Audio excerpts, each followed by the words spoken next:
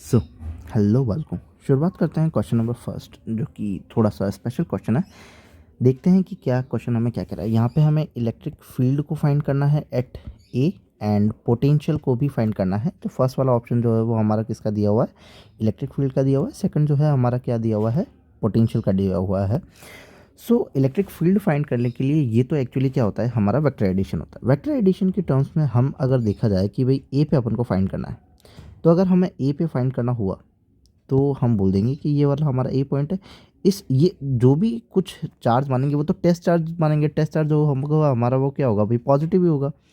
तो हम ये समझते हैं कि इस पर जो फोर्स लगेगा वो क्या हो जाएगा, इस तरफ लगेगा। ठीक है। इलेक्ट्रिक फील्ड इंटेंसिटी की बात करें तो इलेक्ट्रिक फील्ड इंटेंसिटी जो होती है वो क्या होती है, फोर्स पर यूनिट चार्ज।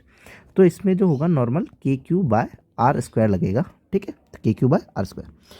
तो ये वाला इस तरफ लगेगा और ये वाला किस तरफ धक्का देगा भाई, पॉजिटिव चार्ज है तो ये इस तरफ धक्का देगा। दोनों के बीच में एंगल कितना है सर, एंगल तो दोनों के बीच में 120 डिग्री है। 120 डिग्री है तो मैं लिख देता हूँ 120 डिग्री। तो इनका जो रिजल्टेंट आएगा वो कुछ इस तरीके से आएगा। इसका रिजल्ट मतलब कि इन दोनों चार्जेस की वजह से हम देख रहे हैं, तो उसका इधर और इसका इधर 120 डिग्री का एंगल था। तो यहाँ पे अगर हम बात करें तो ये तो इसकी वजह से तो क्या होगा, के क्यू बाय ए स्क्वायर, क्योंकि साइड है। ये भी क्या होगा, के क्यू बाय ए स्क्वायर होगा। अब अगर इस वाली साइड में निकालना है तो मैं इसको डिवाइड कर दूंगा, ये 60 और ये भी 60 के अंदर। तो 60 के अंदर क्या आ जाएगा, थीटा के साथ में कॉस आ जाएगा। तो मैं कह दूंगा ट्वाइस ऑफ के Q by A square cos 60 degree. ठीक है, तो ये कॉस 60 डिग्री क्यों किया मैंने, क्योंकि इस वाली फील्ड के इस वाले साथ में जो होगा वो तो कॉस 60 वाला आएगा, और 2 को इसीलिए मल्टीप्लाई किया है कि दोनों सेम है। तो 2 बार मल्टीप्लाई कर देता हूँ, दोनों का आ जाएगा। अब दोनों का आ चुका है। ठीक है, दोनों का आ चुका है तो ये वाला जो चार्ज होगा वो इसी लाइन के एक्सिस के अलोंग क्या कर रहा होगा, इसके साथ में कर रहा होगा।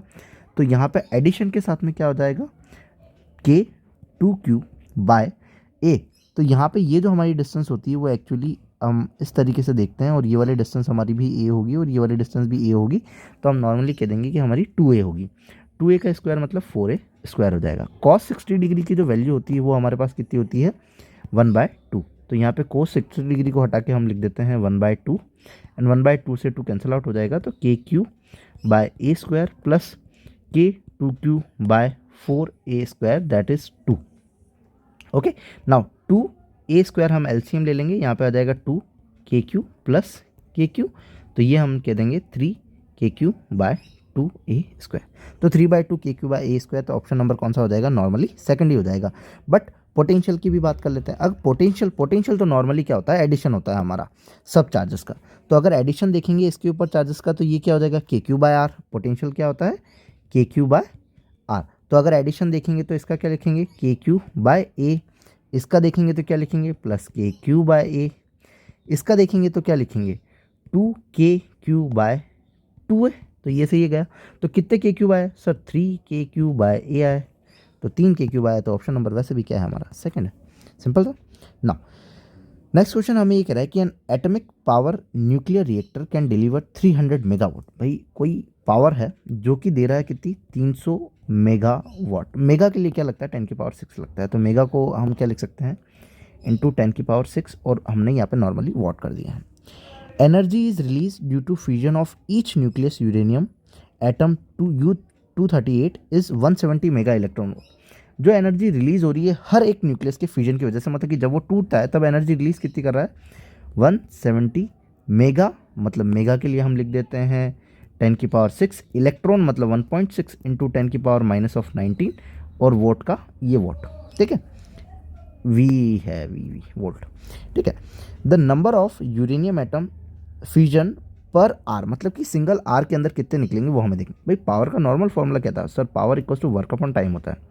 सर वर्क को हम एनर्जी भी कहते हैं, एनर्जी अपॉन टाइम हो गया, energy per unit time. Sir energy एक यूरेनियम के एटम या एक यूरेनियम के न्यूक्लियस के साथ में तो कितनी रिलीज हो रही है ये।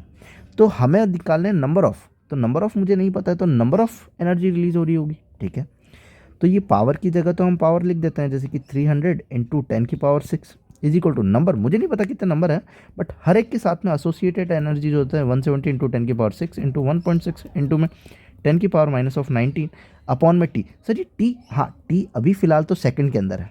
ठीक है, और ये एन। तो n/t निकाल लेते हैं। Normally number per unit time, पर सेकंड कितने नंबर ऑफ इलेक्ट्रॉन निकल रहे हैं, क्या, पर सेकंड। तो हम अगर इसको सॉल्व करेंगे तो 300 इंटू 10⁶ डिवाइडेड बाय आ जाएगा 170 इंटू 10⁶ इंटू में 1.6 इंटू 10⁻⁻19।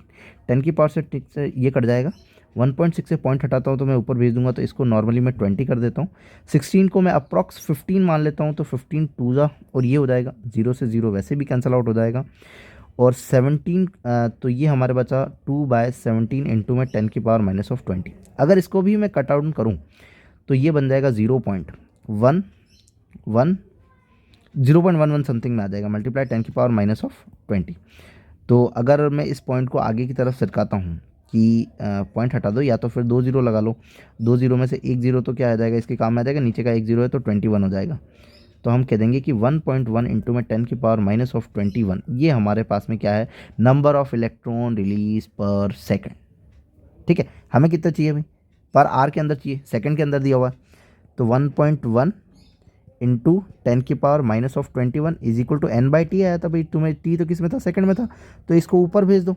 अब ये टाइम आ गया, तो अब पहले तो सेकंड था इसीलिए 1 था, अब सेकंड नहीं है हमारे पास, क्या चाहिए, आर में चाहिए, तो 60 मिनट और 60 सेकंड, तो 0 और 0, तो ये पॉइंट हटाया हमने, लगाया 1 0, 1 0 से 1 0 कैंसिल आउट हो गया, और ये हमारा 1 0 की वजह से कितना हो गया है, 6 6 जा हमारा 36, तो 360 इंटू में 11 इंटू में 10⁻⁻21। और अगर ये 0.6 तो हम क्या करें कि इस वाले से हटा देते हैं इस वाले को, तो ये 20 हो जाएगा। नाउ 36 इंटू में 11 करना चाहें, 6 कम 6 3 इंटू 6 3, तो 6 9 3, तो 396 इंटू में 10⁻⁻20। अब ऑप्शन देख लो, 20 में तो है ऑप्शन, बट ये 10 वाला है। एक अप्रोक्सीएशन आंसर में अगर जाऊं तो मैं अगर यहाँ पे पॉइंट लगाना चाहूँगा तो ये क्या हो जाएगा, -22 हो जाएगा। और 3.96 को मैं क्या कह सकता हूँ, 4 इंटू में 10⁻⁻22।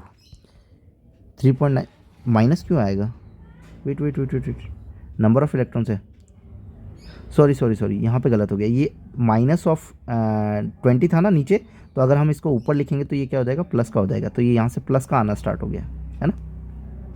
मैं वही देखूँ, नंबर ऑफ इलेक्ट्रॉन माइनस में कैसे आएंगे, नंबर ऑफ इलेक्ट्रॉन कुछ ना कुछ तो होंगे ना, माइनस में थोड़ी ना आ सकता है, पॉजिटिव में ही आएगा आंसर। तो वो यहाँ पर हो गया था क्योंकि यहाँ पे -20 था, तो अपन ने 2/17 लिख दिया था, और इसको अगर ऊपर लिखा है हमने तो ये क्या हो जाएगा, 20 हो जाएगा पॉजिटिव का। तो ऑप्शन नंबर कौन सा हो जाएगा, ऑप्शन नंबर हमारा सेकंड हो जाएगा, 4 इंटू 10⁻22। नाउ नेक्स्ट अगर बात करें कि if only 2% of the main current is to be pass through a galvanometer of resistance G. अब मान लो कि 2% main current is to be pass through a galvanometer. भाई गैल्वेनोमीटर से जो करंट पास होती है उसे अपन IG लिखते हैं, मतलब कि जो IG पास हो रही है वो 2% हो, मतलब किसकी, मेन करंट की। तो ये हमने बोल दिया। अब ये हमने अगर लिख लिया तो मैं इसको थोड़ा सा साइड ऑन कर देता हूँ।